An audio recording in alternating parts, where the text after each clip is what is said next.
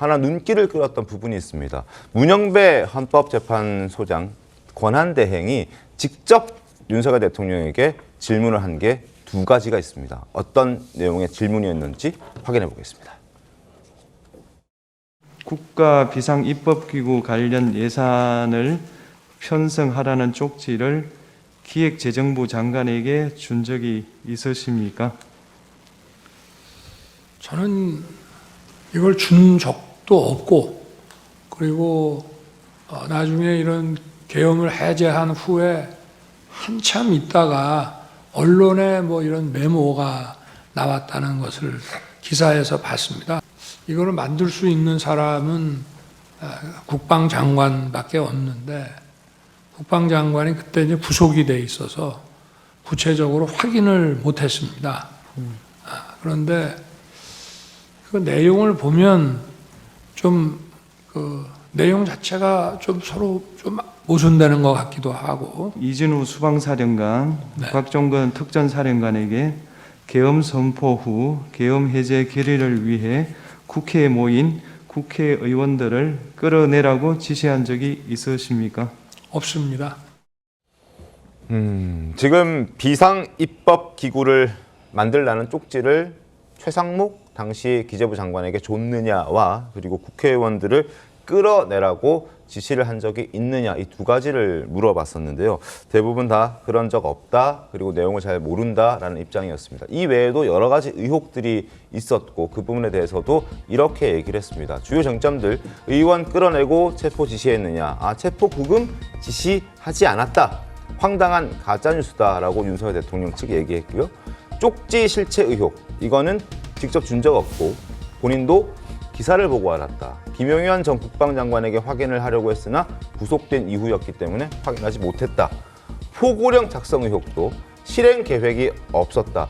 김용현이 잘못 베낀 것이다. 과거의 것을 잘못 베낀 것이다 라고 얘기를 했고, 부정선거론과 관련해서도 이것은 음모론을 제기한 것이 아니라 팩트 확인 차원에서 확인해보고 싶었던 것이다.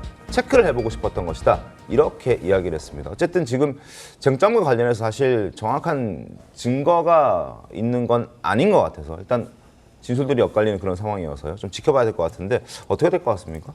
이렇게 되면 이제 헌재에서 증인을 불러서 이제 증인 신청하겠죠. 네. 증인을 불러서 과연 윤 대통령과 그 증인과의 이 사실관계에 대한 답변이 맞냐 틀리냐, 그걸 가지고 헌재에서 판단을 하게 되겠죠.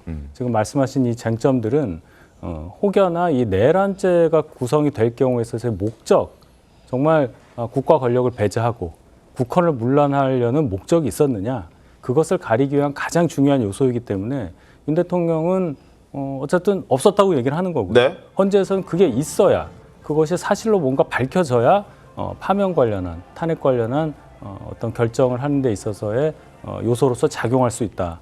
정말 중요한 얘기가 되겠죠. 증인들과 윤 대통령이 헌재 대심판정에서 과연 어떠한 증언들을 할지, 어떠한 얘기들이 오고 갈지, 그 부분을 집중해서 봐야 할 시점이 됐습니다.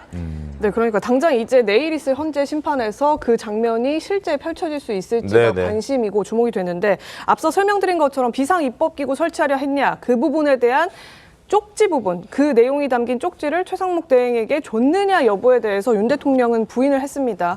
이에 대해서 국방장관이 아마 알 텐데 네. 국방장관이 구속돼 있기 때문에 제대로 확인 확인하지 못했다. 이런 취지로 설명을 하기도 했는데요. 내일 아마 김용현 국방장관이 처음 이제 증인으로 나오게 되니까 윤 대통령이 직접 이제 신문을 하게 될 가능성도 있을 수 있을 것 같아요. 그 이전에 일단 김용현 전 국방장관이 증언 거부권을 행사할지를 봐야 되겠죠.